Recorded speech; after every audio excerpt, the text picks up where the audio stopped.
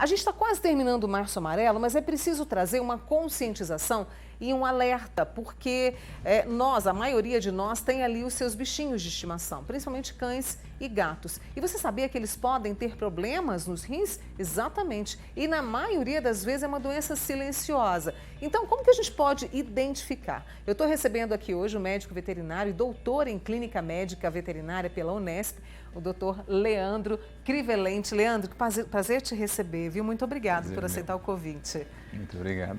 Então, quer dizer, os nossos cães e gatos podem ter problemas nos rins. E isso tem a ver com a idade ou com outros fatores, doutor Leandro? As duas coisas. As duas coisas. Né? Então, assim, a gente estava até conversando um pouquinho antes, que o processo, na verdade, o envelhecer, ele vai perdendo a qualidade dos rins em qualquer animal. Desde o ser humano até um rato, todo mundo age da mesma forma, porque nós nascemos com um número exato de néfrons e com o passar do tempo eles vão morrendo e não tem uma nova regeneração desses néfrons. Então esse é um dos maiores problemas e mais comum no animal velho. Então ele vai perdendo néfrons, chegando lá na idade de 10, 15, mais idoso, ele pode começar a ter o que a gente chama de insuficiência renal, né? Uma doença renal já crônica, que ele perde a qualidade de que ele jogue substâncias tóxicas fora, ele não consegue mais e aí vai começando a acumular essas substâncias e mostrando sinais clínicos desses animais. E aí, quais são os sintomas que nós devemos estar atentos? Porque ela é uma doença silenciosa, né? E na correria do dia a dia a gente cuida ali, mas às vezes a gente não presta muita atenção. Quais sinais? Um dos pontos importantes em relação à sintomatologia clínica é que esses animais, muitas vezes, ele parece assim, pouco percebido para o responsável. Então, dentro de casa, é importante que a pessoa fique de olho, principalmente se esse animal está fazendo mais xixi do que o normal. Então, ele sempre fez xixi de um volume específico, mas ele começou a urinar mais e, de repente, ele começou a beber mais água. Isso são sinais que podem ser a doença renal crônica. Existem várias outras, mas ela também. Às vezes um pelo mais opaco, quebradiço, caindo muito pelo dentro de casa, coisas um pouco que chamam a atenção às vezes do tutor, é importante já fazer uma investigação, porque pode também ser a doença renal crônica.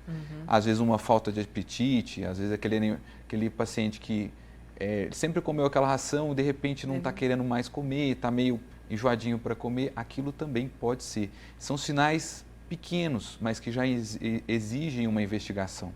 E aí, no caso, quando o responsável percebe que tem alguma coisa errada, quando a gente tem ali um tratamento, a cura, porque a preocupação vem, né, Leandro? Vem.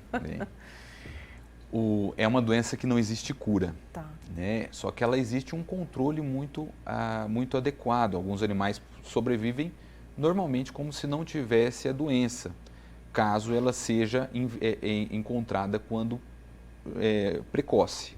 Então, quanto mais cedo nós encontrarmos a doença, maiores são as chances de sobrevivência com qualidade de vida, que esse é o principal ponto.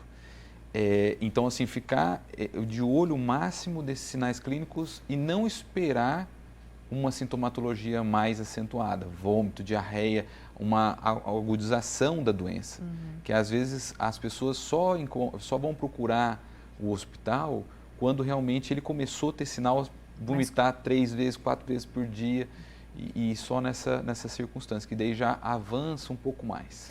E o tratamento é baseado de que forma? Medicamento? O que é?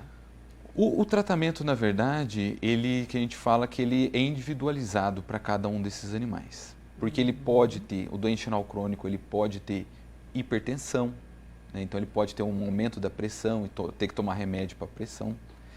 Ele pode ter, às vezes a gente tem que entrar com medicamento para aumentar o apetite dele. Às vezes ele tem uma gastrite crônica, nós temos que entrar com remédio para gastrite crônica. Porque como ele tem muita toxina, né? Às vezes causa lesão de estômago, de intestinos, causa sangramentos, ele causa anemia, às vezes a gente tem que dar remédio também para anemia específica da doença renal.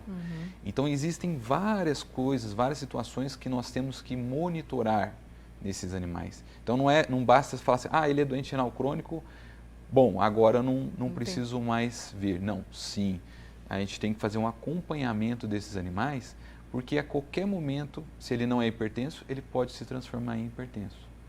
Então tudo isso, e o medicamento também, às vezes não controla simplesmente com um só medicamento. Às vezes a gente tem que dar mais de um medicamento. E o Março Amarelo vem justamente nisso, trazendo essa conscientização e essa atenção com a saúde desses bichinhos, né? Isso, perfeito. Justamente para a gente tentar, em seres humanos tem o dia do rim, né, internacional do rim, então a gente veio mais ou menos semelhante, já faz um tempo que a veterinária temos o Março Amarelo, que seria o mês da conscientização das doenças renais. Mas vale a pena falar também que não é um único mês, né? Nós temos que pensar que o mês é da conscientização, mas a descoberta e o tratamento deve ser o ano todo.